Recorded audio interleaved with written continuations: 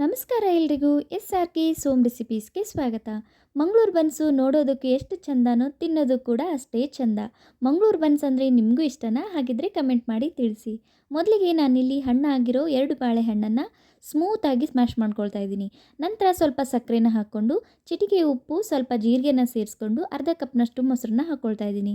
ನಂತರ ಅಡುಗೆ ಸೋಡಾನ ಹಾಕ್ಕೊಂಡು ನೀಟಾಗಿ ಮಿಕ್ಸ್ ಮಾಡಿ, ಸ್ವಲ್ಪನೇ ಮೈದಾ ಹಿಟ್ಟನ್ನು ಹಾಕ್ಕೊಂಡು, ಚಪಾತಿ ಹಿಟ್ಟಿನ ಹದಕ್ಕಿಂತ ಸ್ವಲ್ಪ ಮೆತ್ತಗೆ ಇದನ್ನು ನಾದ್ಕೊಳ್ತಾ ಇದ್ದೀನಿ.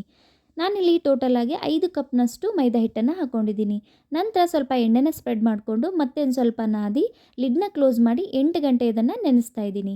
ನಂತರ ಚಪಾತಿ ಹಿಟ್ಟಿನ ಸೈಜಲ್ಲಿ ಹಿಟ್ಟನ್ನು ತಗೊಂಡು ಪೂರಿಗಿಂತ ಜಾಸ್ತಿ ದಪ್ಪವಾಗಿ ಇದನ್ನು ಲಟ್ಸ್ಕೊಳ್ತಾ ಇದ್ದೀನಿ. ನಂತರ ಕಾದಿರೋ ಎಣ್ಣೆಗೆ ಹಾಕ್ಕೊಂಡು 2 ಸೈಡಲ್ಲಿ ಮೀಡಿಯಮ್ ಫ್ಲೇಮಲ್ಲಿ ಹೊಂಬಣ್ಣ ಬರೋವರೆಗೂ ಕರೆದ್ರೆ ಸೂಪರ್ ಆಗಿರೋ ಮಂಗಳೂರು ಬನ್ಸು ರೆಡಿ. ಈ ವಿಡಿಯೋ ಇಷ್ಟ ಆದರೆ ಲೈಕ್ ಮಾಡಿ. Thank you.